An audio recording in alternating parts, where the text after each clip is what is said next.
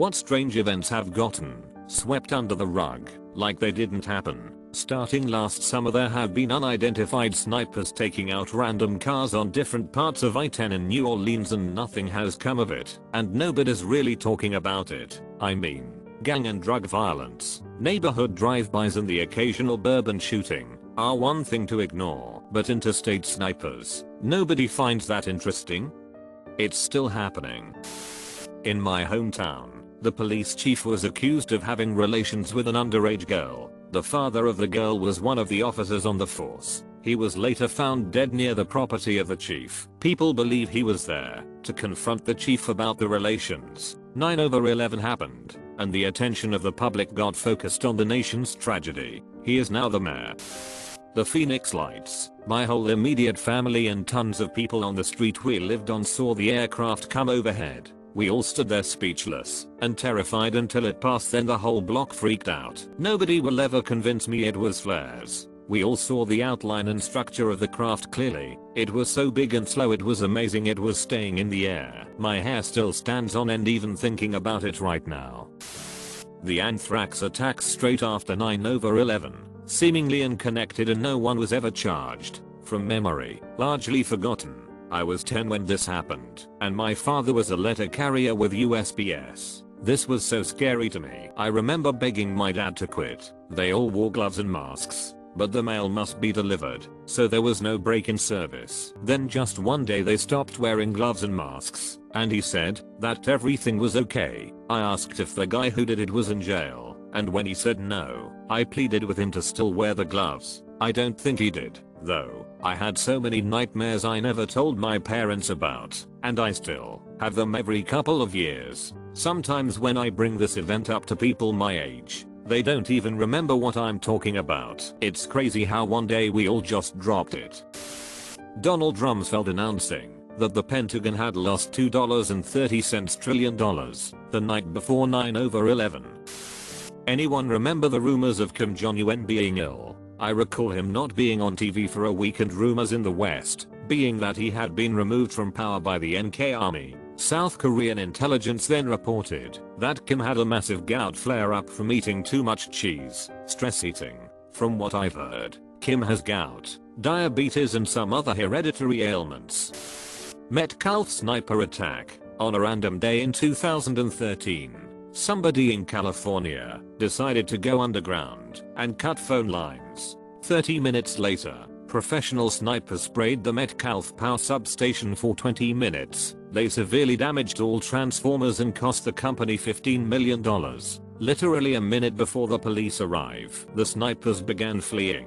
How did they get in? Why were they so emboldened to shoot for 20 minutes? What were their motivations? And why run away right before the police car arrived? To this day, no one knows who these guys are. No fingerprints were found. We tend to take things like infrastructure for granted, and it's events like this that make me feel queasy, because the perpetrators got off scot-free and probably paved the path for future copycats around the country.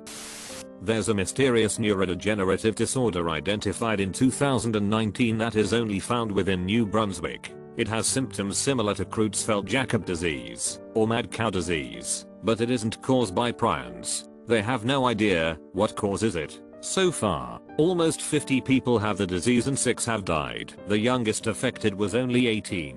The provincial government is pushing back on research efforts and transparency, and have essentially cut aid from federal and international investigation efforts. Since then, they've started discrediting patients and their families. It's a really puzzling and worrisome situation.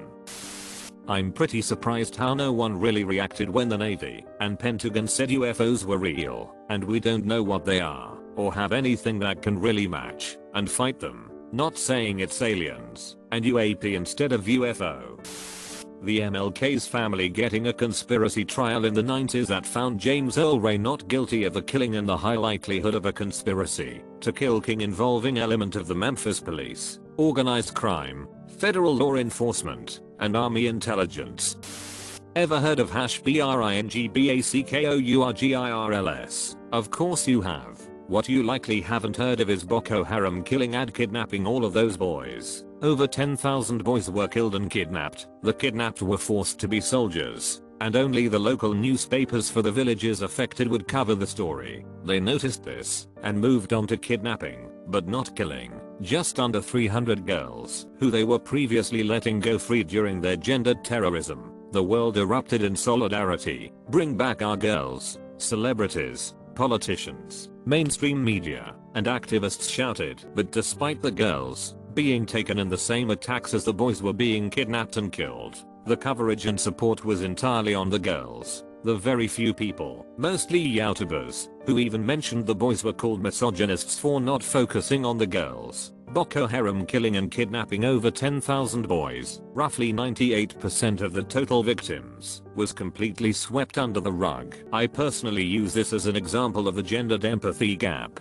that the number of female victims only has to be roughly 2% to completely overshadow male victims. It's bad to use such a tragedy to make a point, but it is such a perfect example. I think the Canadian government hiding the fact there's thousands of missing children with no trace. Some children actually burned inside furnaces. They actually burned tons of the paperwork to hide it. They occasionally find massive unmarked graves than nothing.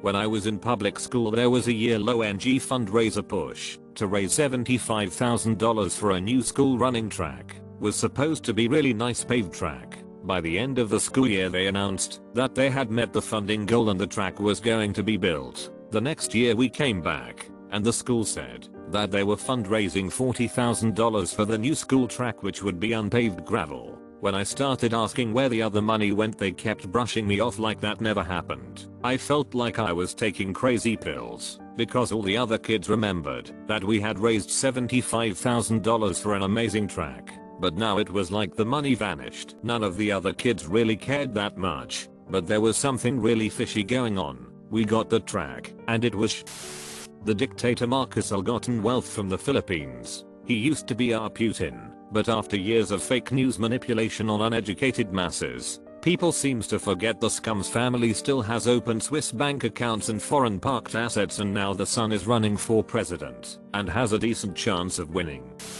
Some really affluent guy had a private zoo in a small country town, less than 100 people small, near me. Well, he died and all his animals escaped. The town gets nicknamed Monkey Town, and for years there are monkeys and huge cats wandering this one-store town. It's been over 50 years and people still talk about hearing strange noises in the trees and finding mutilated pets hung in trees. The local government never addressed it, and it's turned into some weird urban legend.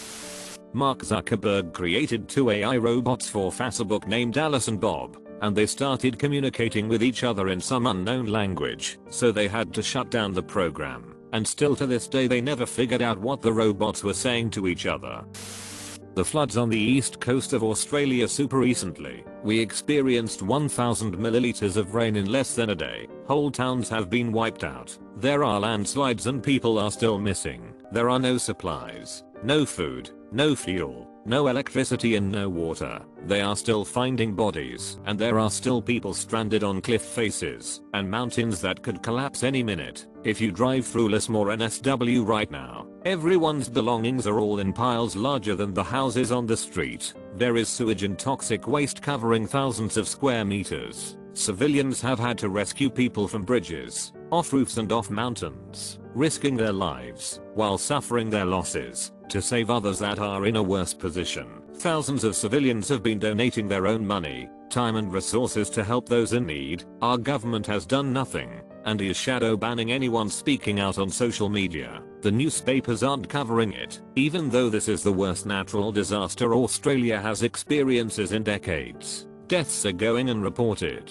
and the media is not covering anything. People have been screaming for the army and other qualified professionals to help. They have been begging to declare a state of emergency. It's taken 6 days for our Prime Minister to speak on this, and today he posted on Instagram some very staged images of the military helping. These photos show the army in clean clothes, pretending to do tasks, and pretending to help. The army was literally instructed to go down there, get some pictures and leave. People literally have been taking photos of them getting photos done with ring lights and other professional lighting equipment. When civilians asked for their help, they said that's not our duty, and went back to scrolling on their phones. It's a disgusting response from our government, and probably the most blatant sweep under the rug I've ever seen.